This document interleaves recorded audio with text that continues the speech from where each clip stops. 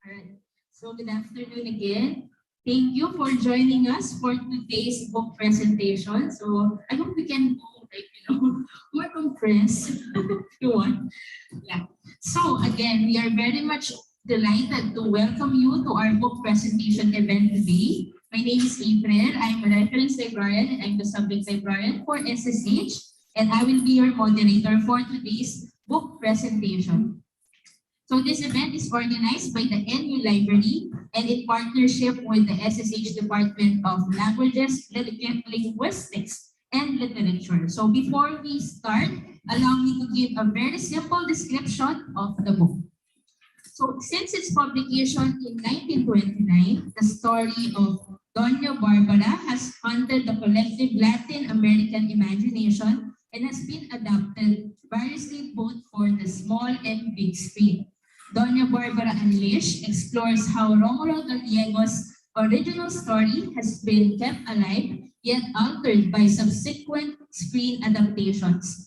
The book illustrates how film and telenovela adaptations have reinterpreted Doña Bárbara in order to mirror changes in societal norms, such as the role of women in Latin American societies, and the audience expectations. Particular attention is given to how spectators in the 21st century has played a crucial role influencing the alterations to which Gallegos' original plot has been subjected. Now, Doña Bárbara Unleashed offers an original way of studying screen adaptations by engaging several adaptations of the same source text in dialogue with each other, rather than simply comparing adaptations to the source text. This is a groundbreaking study that further develops readings through more traditional theories of screen adaptations with approaches emerging from fandom studies and audience responses. So from that description, we can sense how interesting this book is. So to formally start this event, may we invite Professor Andrei Felchenko, Acting Vice Dean for Academic Affairs, Department Chair, Department of Languages, Linguistics, and Literature Studies, to give us the opening remarks. A round of applause for Andrei. Yep. Here is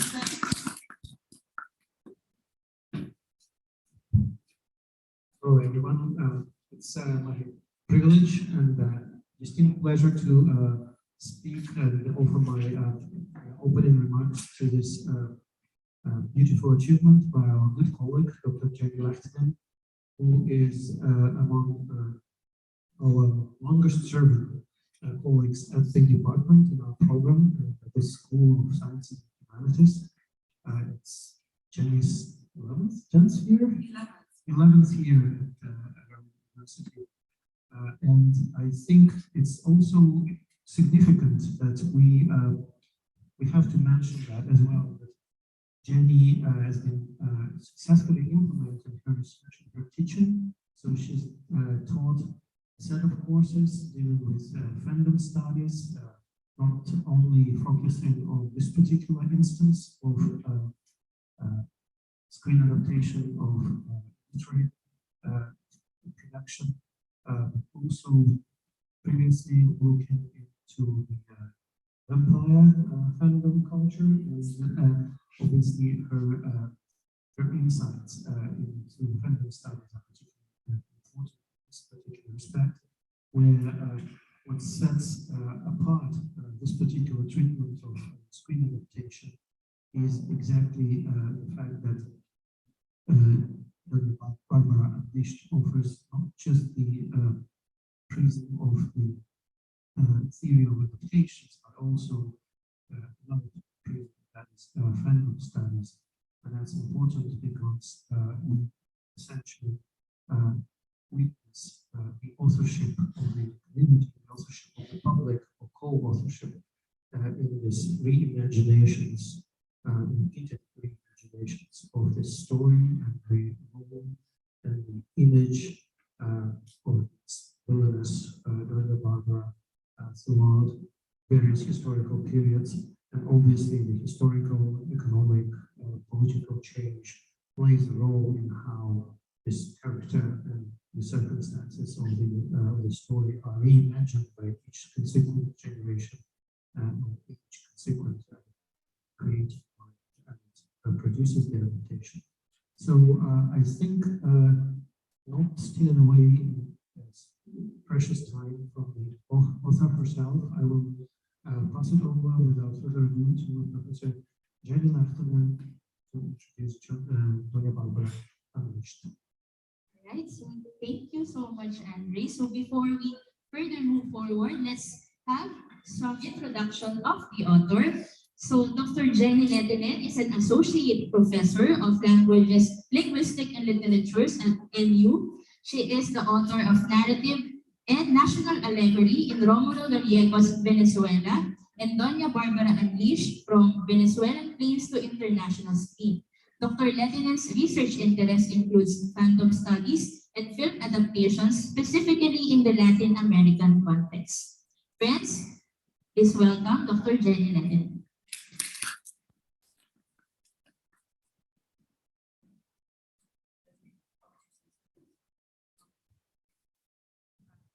I am not even used to talking into these things. I think as someone who teaches, I shout enough all the time, even with any help. But I just wanted to say thank you for being today here.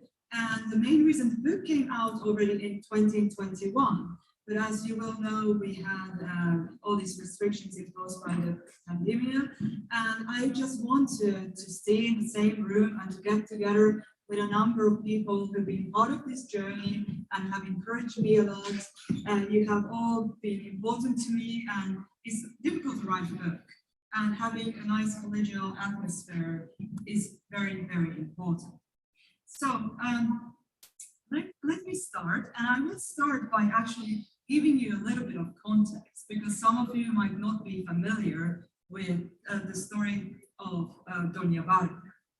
So, Doña Bárbara is a novel written by the Venezuelan author, educator, and politician Rómulo Gallegos. The novel was published in 1929 and is considered as one of the probably most canonical Latin American or Spanish American novels. It's the kind of novel that appears on all the syllabi of university and high school, schools all over Spanish-speaking America. It's also a novel that has directly influenced other more contemporary Spanish-American authors like Gabriel García Márquez and Mario Vargas Llosa, and also Carlos Fuentes. These authors have all themselves acknowledged that Doña Bárbara and Gallegos, in a more general sense, played an important part in their literary careers. So Doña Bárbara narrates the return of a city-educated lawyer called Santos Luzardo to his rundown family farm on the Llanos, or the Llanos being the Venezuelan word for the steppe, basically. When he returns to the Llanos, he encounters a local female despot called Doña Bárbara, who's been stealing for a long time land from everyone around him. On the countryside, he also encounters Doña Bárbara's neglected daughter, Marisela, and who lives now in extreme poverty with her alcoholic father.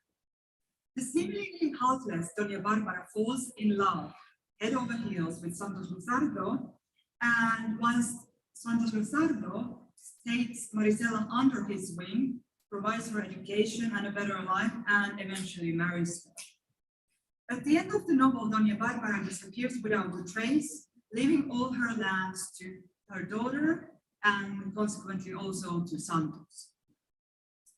Now, Doña Bárbara is a novel that has been traditionally interpreted as an allegory of the battle between civilization and barbarism in the late 19th century and early 20th century Venezuela, and it's also an indirect criticism of dictator Juan Vicente Gómez's dictatorship. And I'm going to be throwing in some anecdotes as I go along. So basically, when Gallegos published Doña Bárbara, Juan Vicente Gómez was told that this author had written a critical book about his regime. So he was obviously curious and had to read it. So what he did, he was somewhere on the countryside, on the Llanos as well, And he asked his driver to put on the lights of his car, and he read the whole novel out there. At least this is the account that is given. Now, instead of getting really angry, he said, this guy is intelligent, we need to give him a political post. And I think what Vicente Gómez did was he appointed Rómulo Gallegos as the senator of the Apure state, which is the state where the story of Doña Bárbara had unraveled. But he instead chose to distance himself from Juan Vicente Gómez's politics and ended up going to self-exposed exile. Now, as we can see, Rómulo Gallegos himself was very much involved in politics a number of times in his life, and he also became Venezuela's first freely elected president in 1948.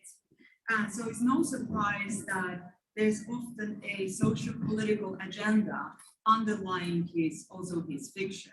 And he wrote a number of essays as well, which all focused on education, progress, modernizing and improving the country of Venezuela. So I want now to give you a bit of an idea of how I came across this topic and why I started writing Doña Bárbara Unleashed. So basically, I wrote my DPhil at Oxford on what could be considered as the lesser-known novels of Rómulo Gallegos. And the reason for this was basically because I felt that so much had been written about Doña Bárbara that I didn't really want to touch it. I thought everything has already been said, and it has been said by really great scholars and very famous people. So I distanced myself from the book, even if I read it. So during one of my theses, so Oxford has this weird system that you don't only have your final thesis defense, but you have a number of oral exams on the way. And one of these oral exams, my examiners, out of curiosity, they asked me, are you aware of the adaptations, the screen adaptations of Doña Bárbara? At this stage, I only knew of the 1943 Mexican Carlos de Fuentes' black and white adaptation, which is considered as one of the important films of the Mexican Golden Age cinema. But then I kind of started looking into this in more detail, and I came across a number of different adaptations. I mean, of course, I'm not even covering all of them in my book. And I also found out that as recently as in the 21st century, Telemundo, the network, has produced 2 telenovelas based on the story of Doña Bárbara. So as I brought my doctoral studies to completion, I needed a new research project. And I thought, well, Doña Bárbara adaptation seems like a very attractive option.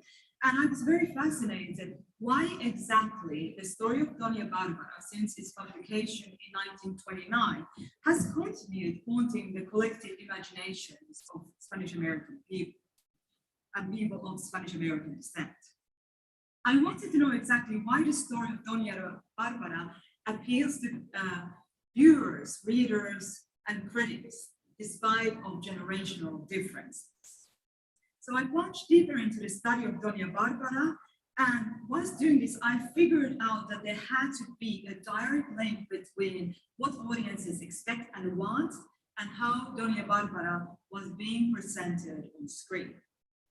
So this was around the same kind of time in my life. I sound like an old person telling their life story in terms of their research, but this was the same time of time that I discovered fandom studies, which can be considered as a subdiscipline of cultural studies.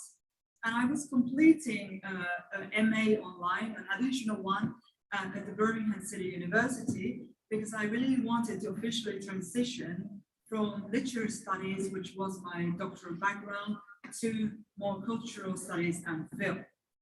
And many of the modules I took during this master's degree focused not only on how fans engage with their chosen cultural products, but also how they are actually able to influence the producers. So a good example of this would be, for instance, we all watch series on Netflix and so on. And nowadays, when viewers, even not necessarily fans, but viewers watch something and they really dislike a plot twist or a character, they can comment on it on social media and say, please get rid of this plot twist or this character. And it doesn't mean that the producers will always do it, but they are, however, increasingly listening to what the viewers are saying. And sometimes the viewers are actually able to directly influence the plot lines and the twists and so on. So for me, knowing about this literature on fandom studies made it far easier for me to understand why and how exactly audiences were actively reshaping the interpretation of the character of Doña Bárbara, and by extension, her story. In fact, I would want to say, like, a bit of self-advertising here, and I think people who introduced me did this as well. Thank you for doing that. That Doña Bárbara Unleashed is the first, not only the first comparative study of different interpretations on screen of Doña Bárbara, but also one of the very few scholarly works which consistently puts fandom studies in dialogue with screen adaptation theory. And this seems something that should be quite obvious, but it hasn't really been written on. Like, no one has, and it also most of the works that were focused on adaptations in general, they tend to focus on comparing the whatever novel with the source text with the adaptation, or the adaptation with the source text, and not the different adaptations. So essentially, Doña Bárbara Unleashed, I illustrate how both the film and telenovela adaptations have reinterpreted the story of Doña Bárbara in order to mirror changes in social norms, such as, for instance, the role of women in Spanish American societies. In addition, I also explore how the character of Doña Bárbara is portrayed in the different screen adaptations. So that's my main focus, looking at how the character changes. And that's what I'm mainly focusing on today because of time limitations. But in my book, I also look at how her relationship with her daughter Marisela changes in different adaptations, and also her relationship with her love interest Santos. So in the book Doña Bárbara Unleashed, I focus on 4 different case studies. And the first of these is the Mexican Golden Age cinema representative, the film adaptation directed by Carlos de Fuentes in Fernando de Fuentes. I think of Carlos Fuentes and then Fernando de Fuentes in 1943, and starring Maria Felix, who is one of the big figures of Mexican Golden Age cinema. And this is a black and white film adaptation.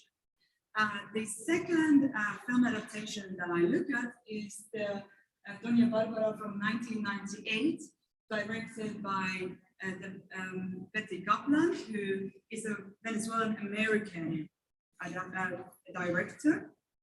And she was based, and it has Esther Goris in the title role as Doña Bárbara.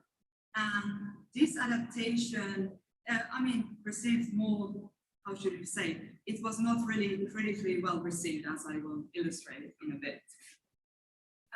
Then I also focus on 2 telenovela adaptations. The first of these is the 2008 telenovela adaptation of Doña Bárbara, with Edith González playing Doña Bárbara. And finally, the most recent 2016 telenovela adaptation called Doña, which is only loosely based on Gallegos' original novel and has the telenovela star Araceli Arámbula in the title role. And what I find quite interesting, as I will mention later on as well, is that especially the Maria Felix adaptation, Maria Felix became very famous because of this role as Doña Bárbara. And it was critically well received, but she was not that famous before she played Doña Bárbara, was both in the telenovelas from the 2008 and 2016. It has always been telenovela actresses that were already quite well known to the public. Now I'm going to have a sip of water because I feel like I'm talking a lot.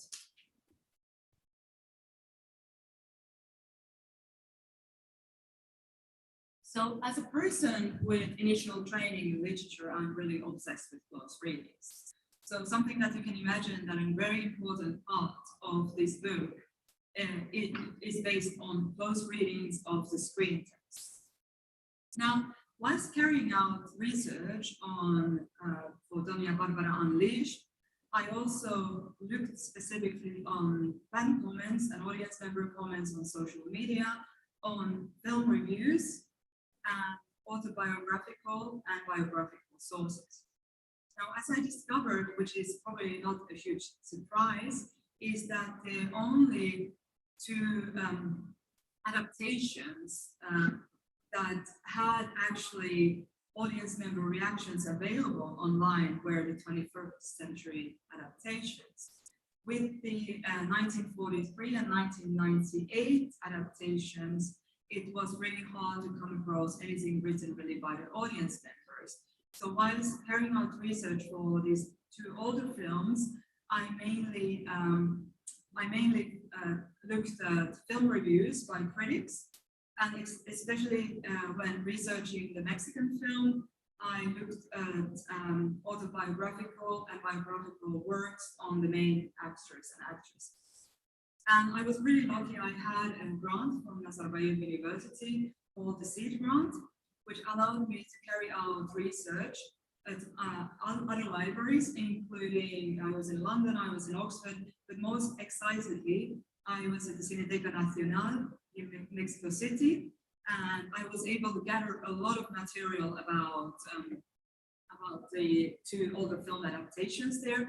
And it was a very great archive in the sense that we are all now used to carrying out research online, and that really meant going to the library and telling them what I was working on, and they would come up with these files. They were very well organized. They would be like, this is the file for Esther Gores, this is the file for Maria Felix, this is the file for this film and this film. So they were very, very helpful. And even when I came back to Astana, when I was missing some pages from some of the books, they scanned them for me and sent them to me. So I was very, very happy about this experience. So I began work on Doña Bárbara Unleashed in about 2013, I would say, and it came out in 2021. So it was but the book itself was finished, like the text, sometime in 2018, but then I had to contact the publisher, then there was all this waiting period, and everything was also slowed down, as you can imagine, by the pandemic. Now, something, if I would have to tell about any kind of challenge that I encountered when carrying out research, I would say that working on something that is quite contemporary creates a certain kind of challenge, because I had already, for the whole organization of the monograph, I had a layout and I thought I had done with research. And once I thought this was happening, all of a sudden I read online that there was a new adaptation. And of course, this was a great opportunity. I could literally not let it go. You know, I could not say, there's a 2018 telenovela and I'm just going to not look at it because I need to get this published. I thought, well, this is a great opportunity. And then also when I had finally finished everything and I had my proofs, like the final proofs, like the ones where you're not supposed to change anything in terms of the content, I read that there was a second season of the La Doña coming out. And so I kind of begged them and said, can I please include something about this in my conclusion? And they said yes. But even so, I ended up with a conclusion which talks about the second season of La Doña in the future. So it basically says there will be a second season and it will do, and that really bothers me. But you know, it's there. And I mean, I think that once this can be seen as a challenge, this anecdote also illustrates that the very beauty of working on something really contemporary, because there's always something new coming out and it's all a little bit unexpected and unpredictable. So up to this point, I have been basically talking a lot about the context of my research, the sources of my inspiration, and also at the actual process, how I carried out my research. But I have also been mentioning a lot the word change. I've said changes in portrayal of Doña Bárbara, changes in portrayal in her relationship with Santos and Marisela, changes in audience expectations, changes in society, changes in the portrayal of women and women's position. So After all this talk about change, I want to spend the rest of this talk looking at how the different adaptations provide a fresh reinterpretation of the story of Doña Bárbara. And in this part of the presentation, I will also, towards the end, I will read out a little bit from the fourth chapter of my book, which focuses on La Doña, because it provides the most radical reinterpretation. So I think it's quite interesting. But before doing so, I'm going to make one more digression, because I think that if we want to talk about how did Doña Bárbara change over the years, we can't really talk about that if we don't also talk about how she was portrayed in the original novel. So here is a quotation. This is an English translation. It's not my translation, but it's that of the official, from the official novel. It's not having, I know we have some Spanish speakers in the audience, and it doesn't have the beauty of the original, but I'm putting all the quotation here in English for the benefit of the wider audience. And also when I read out quotations from my own book, I will be doing so in English in order just, to incorporate everything. Okay, let me read out this. In the matter of love, the ogress was no longer the wild mixture of lust and hatred. Her appetites were strangled by her greed, and the last fibers of her femininity in her being were atrophied by the habits of the Graga. She personally directed the labor of the peons, tossed the lasso, and could bring down a bull out in the open as well as her most skilled cowboy. She was never without her lance and dagger and her revolver, nor did she carry them in her belt for mere threat. If reasons of pure expediency moved her to be generous with her caresses, she was so more as a man who takes than a woman who gives. A deep disdain for men had replaced her implacable hatred for them. In spite of this sort of life and the fact that she was over 40, she was still an alluring woman, and if she was entirely lacking in womanly delicacy, the imposing appearance of this Amazon put in exchange the stamp of originality on her beauty. There was something about her once wild, beautiful, and terrible. So as we can see from here, Doña Bárbara, as already portrayed by Gallegos in the novel, is sensual, mysterious, beautiful, untamable, and violent. She's basically danger incarnated, but seductive beyond reason. Indeed, despite her rejection of traditional femininity, she is nevertheless seems very attractive, even at some points to the novel's morally righteous hero, Santos Luzardo, and the very narrator who condemns her barbarity. And here I would like to say that I think even Rómulo Gallegos had a soft spot to some extent for Doña Bárbara. And why can we think this? Is because he, at the end of the novel, he makes her disappear. She disappears without a trace. And there are some sightings of her here and there, but he doesn't kill her off. And many critics have capitalized on this very fact. And they have said, if this is a novel about the battle between civilization and barbarism, with Doña Bárbara, with even her name implying barbarism, and Santos Luzardo, that of light, of progress, of future, why is she not killed off? And in some of his essays, Rómulo Gallegos spoke specifically about the fact that, yes, Doña Bárbara is a bad woman, but she's also the woman who basically made my literary career. So he acknowledges that as well. And I do think that it's this appealing combination of seductiveness and disrespect for traditional gender hierarchies and roles, why is the reason behind why Doña Bárbara has been able to survive over historical changes, social changes, cultural changes, by simply adapting to the times and adapting new disguises. Yet, what is interesting is that the beautiful and seductive Doña Bárbara that we encountered in Gallegos' novel, again, is already an adaptation herself. So in 1927, Gallegos went on a research trip. He was writing another novel and gathering material for another novel. And he went on a research trip to the Llanos, to the steppes, so to say, to gather material for this novel. But whilst there, he heard about this mysterious very tyrannical woman who was stealing land from everyone in the region. And he got really fascinated by this story. He was like, he actually said not only Doña Bárbara caught his eyes, but there were a number of other characters as well.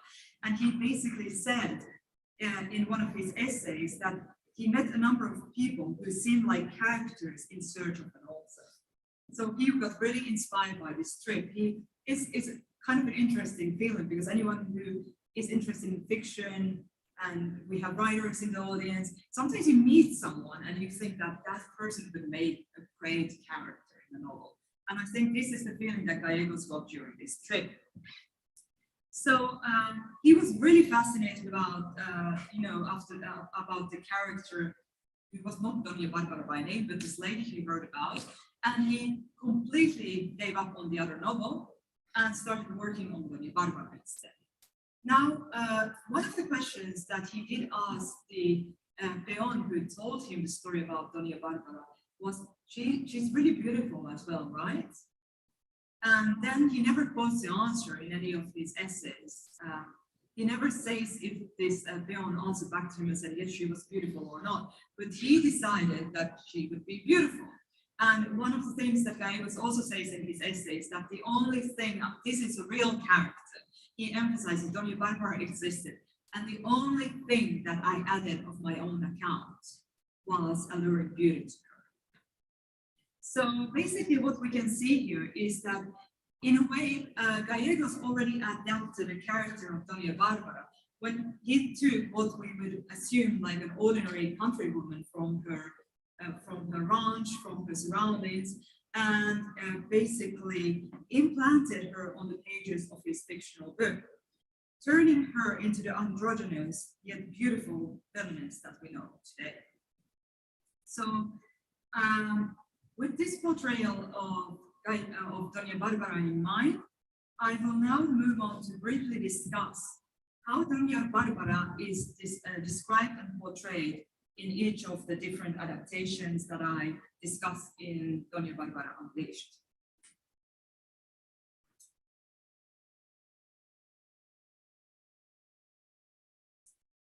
So the 1943 Mexican film directed by Fernando de Fuentes and starring Maria Félix follows rigorously the storyline of Gallegos' original novel, and thus ends with her mysterious disappearance in the end.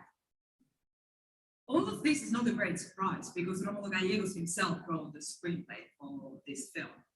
And, but I think it's still a very important film because of a number of reasons. Firstly, it was the film that basically transported Doña Bárbara from the book to the screens. And I don't think any of these later adaptations would have existed without these 1943 adaptations. And also it was a very important film in terms that it kind of launched Maria Félix's cinematographic career. Whilst Maria Félix's dramatic interpretation of Doña Bárbara stayed respectful to Gallegos' original depiction of Doña Bárbara, she nevertheless added new dimensions and vigor to her portrayal of La Doña. The camera repeated emphasis on her androgynous character as she chain smokes all the time, and there are also many instances when she looks down on her workers and the male characters from horseback. And Maria Félix herself said in one of her autobiographical works that Doña Bárbara, when she's on foot, she's a girl. When she gets on horseback, she becomes a woman, and she gets the power that she holds over the others. So I would say that Maria Félix's portrayal of Doña Bárbara is quite cold and aloof. And she doesn't really seem to react to the other cast members a lot. And after the release of the movie, she also actually, Maria Félix's name became acquainted with that of Doña Bárbara. And she even modeled her star persona on Doña Bárbara. And so she would behave off screen as a very great diva and demand things, whilst on screen she would keep on playing like femme fatales over and over again. And they're quite interesting because there's this rivalry between Maristela and Doña Bárbara already in the novel and in the film. And there are lots of accounts of Maria Felix having a fight with the young woman playing Marisela, who was very young at the time, right, 16. And she also felt the same rivalry, because there's an account of her telling that they went to the premiere, one of the premieres, and she was like, the account basically goes like, there I was, virginal in my white dress, with my very small jewelry, and there she was all covered in fur and diamonds, but it was me that everyone looked at. So there was this like real life rivalry between the two.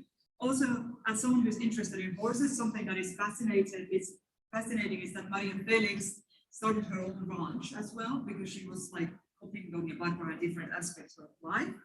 As one of her biographers puts it, Felix became Doña because in a literary model she found a design for her own life. So normally we hear about like famous actors and actresses making the characters basically replicas. We think about someone like Johnny Depp, whatever he plays, it seems to be Johnny Depp. So here we have the other kind of situation that Maria Felix actually thought, I like this character. She was early on in her career, and this makes me into an interesting persona. And some people were scared of her. They were fascinated by Maria Felix, but also scared of her. And she also started showing interest in witchcraft as she got older. All of these things like little elements from the character of Doña Bárbara. Now I'm moving on to the 1998 film. So unlike the 1943 film, which was basically a box office hit, Betty Kaplan's 1998 film adaptation of Doña Bárbara was immediately torn to shreds by all the critics. And they said that it was a vulgar, badly executed copy of the 1943 film. And however, regardless of we can say a lot of things about the quality of this film and complain that it's not really a good film. What is interesting is that Betty Kaplan is definitely trying to do something different with the story of Doña Bárbara. And as she mentioned herself in a number of interviews, is that she's trying to narrate the story of Doña Bárbara from the point of view of a woman. And what she's arguing in a way is that Gallegos and Fernando de Fuentes later on, they both narrated the story from the male point of view. So she's saying, I'm coming up with basically a very feminist interpretation. But by giving Doña Bárbara the right to speak, so to say, Kaplan creates a film that really extensively dwells on female sexuality, and I think this is why it has been attacked as vulgar by many critics. And it further develops the love triangle between Doña Bárbara, Santos, and Marisela. Yet disappointingly, Doña Bárbara's ability to at least momentarily seduce Santos doesn't become a sign of empowerment, but it just becomes something in the film that emphasizes the fact that she's very vulnerable because she's a woman and she has fallen in love. And at the end, it just points out once over and over again that she is a victim in the world run by men, even if the storyline seems to imply that she's this ranch owner, everyone is terrified of her. She's portrayed very weak over and over again. And one of the reasons I told this to students, but I think maybe one left already, I'm not showing more clips because there's like a lot of nudity in this film and I could feel very uncomfortable showing it here. But I think all of that is quite unnecessary and it just emphasizes her role as a victim. And similarly, even the scenes that are apparently like radical in the portrayal of female sexuality, basically turn her into the body, something to be looked at and nothing else. So there doesn't seem to be like a deeper purpose in all of this. With this said, whilst the film might not portray an emancipated Doña Bárbara, its melodramatic underpinnings provided raw material for subsequent telenovelas, which expanded and complicated what seemed to be quite a linear, uncomplicated plot of Gallegos' original novel. So I'm now moving on to the telenovelas.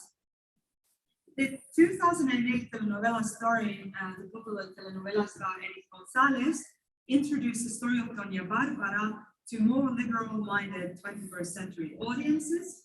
And whereas Gallegos' original story itself, it looked at issues such as gender hierarchies, authoritarian political regimes and so on. It did it in 1929 within a very restrictive social and political framework.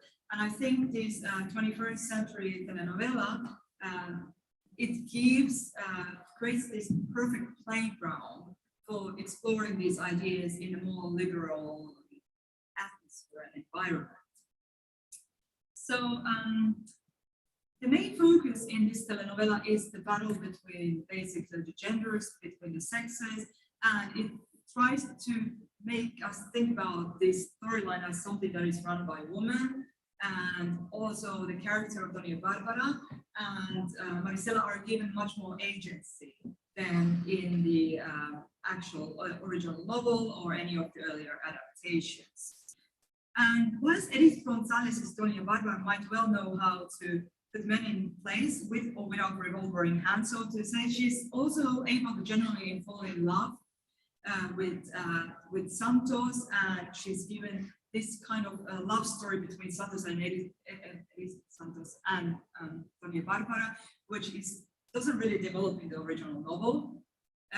It's given lots of airtime and it's developed, and it's also shown that Doña Bárbara can explore her femininity without, however, becoming a victim, so to say. And unlike in the novel and the earlier adaptations, Doña Bárbara, at the end of this 2008 adaptation, telenovela adaptation, doesn't simply disappear without a trace. So we find out that she has been redeemed from her evil ways. And what this means is she has moved to the Amazonian jungle when she's giving all these medications and vaccinations to indigenous children. And she has basically left so Marisela and Santos can live happily ever after. Now, at the very last scene of the telenovela sees Doña Bárbara getting on a canoe, and the implication is that she's getting on her last trip that she has done. However, before we say, okay, even this telenovela ends exactly like the earlier versions and the novels, what we find out is that this is not really the case. Melquiades, who's basically her right-hand man, and the guy who does all the dirty work for her, like killing all the people she doesn't like, turns to her and looks at her and says to her this very final scene. I quote, "You cannot die because legends like you stay in the heart and soul of people forever." End of quote. So ultimately, the telenovela presents as a triumphant Doña Bárbara, who, despite her momentary retreat, is plotting her return. And there's this sense that to be conjugate is fairly in the air. So now I'm coming to the 2016 telenovela adaptation. So when Telemundo announced in spring 2015 that they would make a new adaptation of Doña Bárbara, viewers and fans got really upset. They were basically saying, like, why are you making another adaptation so soon after the very successful telenovela? They were additionally upset because Edith González had very recently died from cancer, and they were like, this is a new generation of viewers who were not thinking so much about Maria Felix. They were thinking about Edith González, and they were saying, she's the only real Doña Bárbara. We don't want Araceli Arámbula's Doña Bárbara, it's going to be awful. But then there was also another group of viewers and fans who were like, well, this could be a great opportunity to tell the story of Doña Bárbara in a different way. Maybe we can now finally get the happy ending that we have been asking for over and over again. And what became very clear quite soon is that the fans wished for a different Doña Bárbara, where what's going to come true. And I'm not going to just show you here another set of beautiful people, and it seems that it doesn't have any context, but it has context because basically in this new telenovela, they changed all the names as well. So it's a loose adaptation. So Santos becomes Saul, Marisela becomes Monica, and Doña Bárbara herself is Altagracia, with the name again being quite important if you look at Altagracia. Okay, so I will talk a little bit about this, and then I will read my analysis. But before that, I will show a clip, the very concluding scene again. otherwise it doesn't have subtitles. I can do auto-generated subtitles, but I did it with the students on Monday, and it breaks my heart. They are so bad. So I mean, if you want me to do the auto-generated ones, I can do, but it's not very something pleasant. Okay, so this 2016 telenovela is set in Mexico City, not on the countryside. So what has happened is that Doña Bárbara has become urban, so to say. And what I also wanted to add here is that, of course, even in this telenovela, there's no reference to Mexico City as such. But if you've been to Mexico City and you see the landscape, you know it's Mexico City. And so they love doing this. Even in Rómulo Gallegos' novel, they talk about capital, the capital city, without talking about often the actual name of the city. And this all creates kind of a slightly obscure ideal environment for social and political criticism. Because here in this 2016 telenovela, they're also talking a lot about sexual violence, drug trafficking, about corruption, but because they're not really saying where it's happening, it creates like an ideal place because it's somewhere in Spanish-speaking America. Now, basically in this telenovela, Altagracia, La Doña, also known as La Doña, and I think this is important because why is it important? The Doña Bárbara, the reference to barbarism has been dropped from the name completely, so they refer to her as La Doña. She is the owner of a huge construction empire, which she has gained because she's basically been stealing for all the men in her life. Again, it's the same idea as in the original novel, but in a different setting. However, her life takes an unexpected turn when he runs into Saul, like the Santos character of this telenovela, and he is nothing else than a human rights lawyer in the telenovela, who's helping women who are victims of sexual violence. And she falls in love with him, of course. And then she also runs into her daughter, who she hasn't seen for many years after she gave her up, Monica. And so the love triangle develops, and over 180 episodes, which makes researching telenovelas a great pastime. This is really impossible to watch every episode in great depth sometimes. And so basically the telenovela seems to follow the narrative formula of Gallegos' original story, with Maricelas and Santos's or Saul's and Monica's relationship cementing itself more and more, whilst La Doña loses power, her empire crumbles. But the difference with this telenovela is that it keeps hinting. It keeps hinting to the fact that maybe it's not following the formula. Maybe there will be a happy ever after for Doña Bárbara. And maybe it's going to provide an alternative ending. And it basically, the telenovela keeps the viewers on tiptoe until the very end. So what happens at this part of the presentation is that I will play, so this, I mean, I'll be reading out the analysis, but what is interesting here is that so they created an ending where Doña Bárbara dies. She basically, she drowns into the ocean in Veracruz, this beautiful like Caribbean sea, not the swamp of the earlier versions, in a very kind of dramatic white dress. But then the novela doesn't end there. They do like Mrs. Después, months later episode, which is like the fact that she has not died after all. And I'm going to just play now when Saul discovers that she's not dead, and then I'm going to read the analysis that I have in the book of this sequel. Can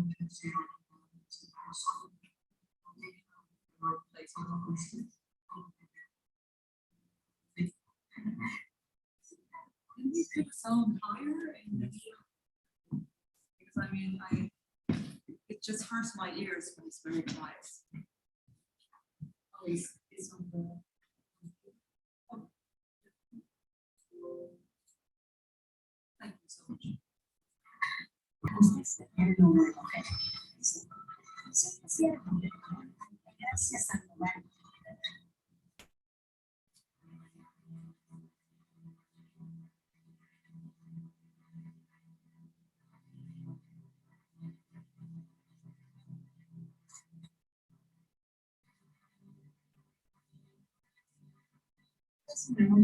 Okay, I'm going to read this without the mic because I just can't hold the book, and I think my voice is loud enough, you know.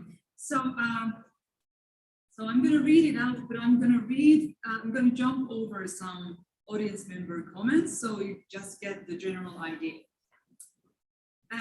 Yet before the viewer gets a chance to probably commiserate that this latest 21st century Doña has been swallowed by the ocean, just like her lecture predecessor was by the swamp, the months later postscript steps in to narrate an alternative ending for the story of La Doña.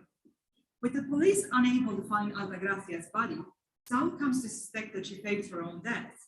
He says, I feel this is not ended, that this is not over yet. At the same time, Altagracia's sister Regina is shown obsessively gathering online information about sightings of Altagracia around the world.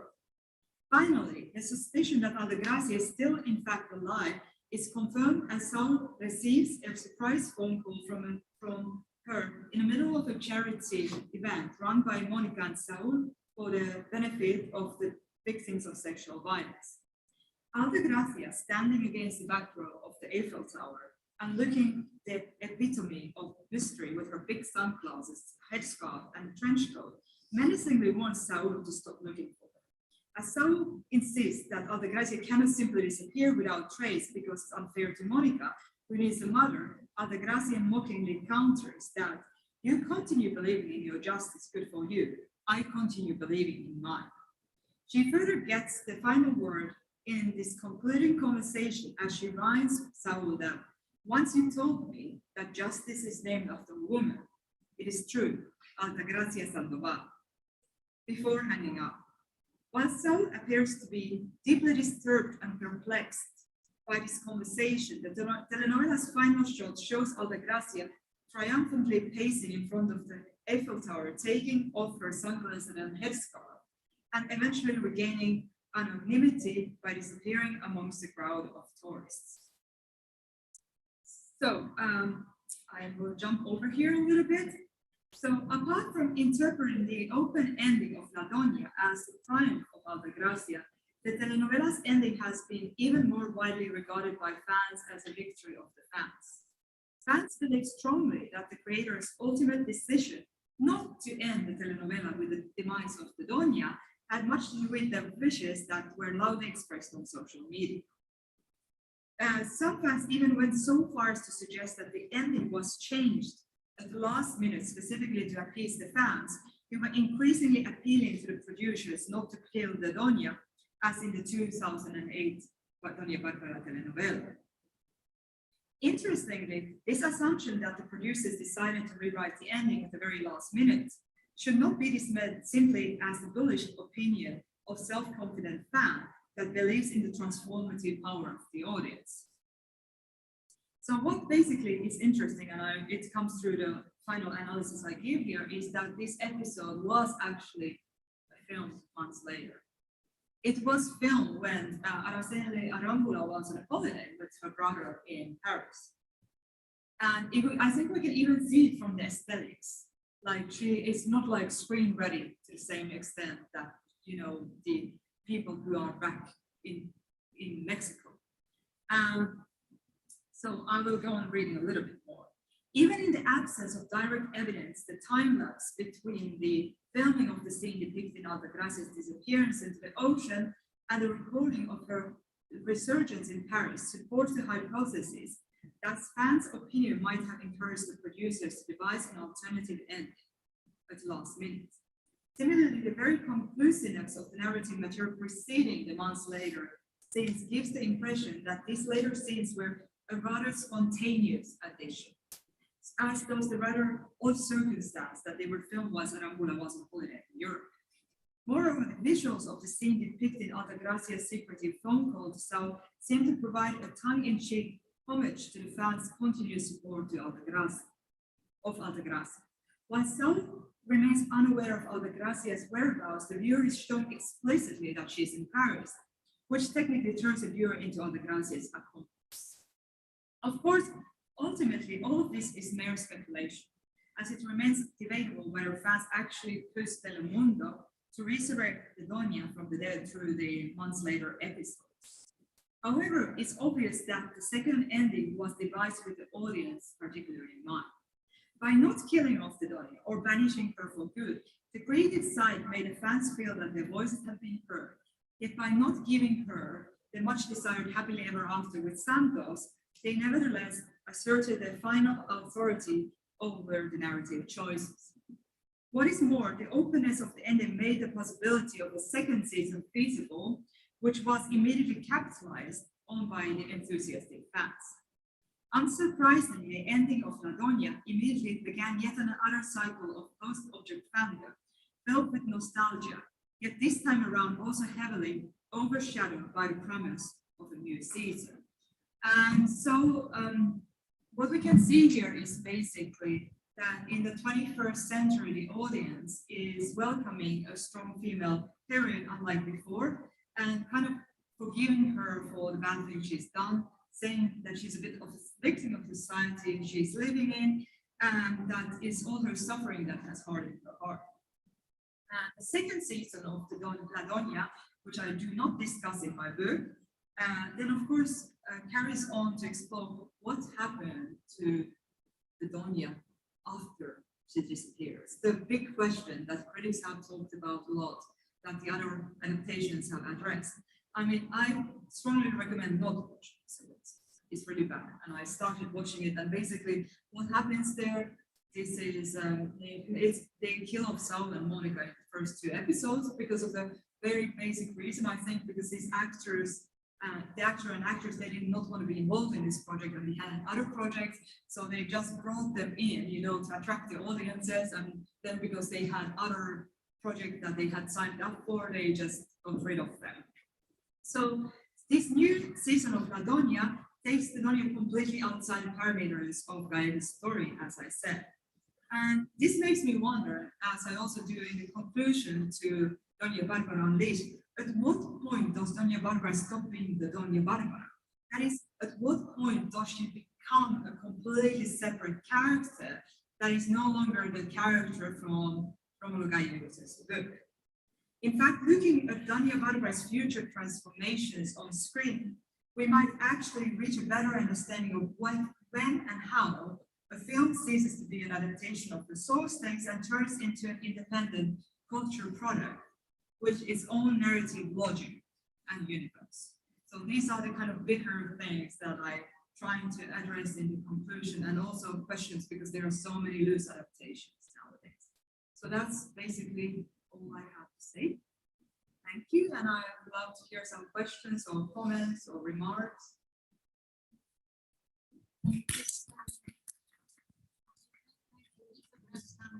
Of course, to at least, you know, get a hand of all of these things about Doña Bárbara. So I think it's time for us to have some questions. If you have questions, any questions to the honor? Yes. What does Altagracia's name mean? Well, Alta is tall, and Gracia comes from like Gracia. Yeah.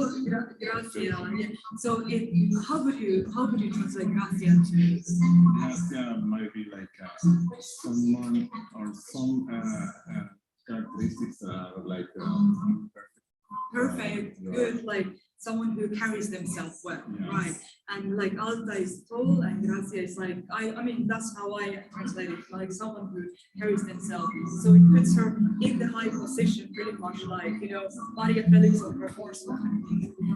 And I think something that is quite interesting in the very opening scene of this telenovela, when she starts narrating her story, she's standing on a skyscraper, like a skyscraper which is under construction. And that's how it starts. So she's basically looking down at the city. Yes, I had someone else who was there's some of the background. Because we're currently live streaming it. Can we mute the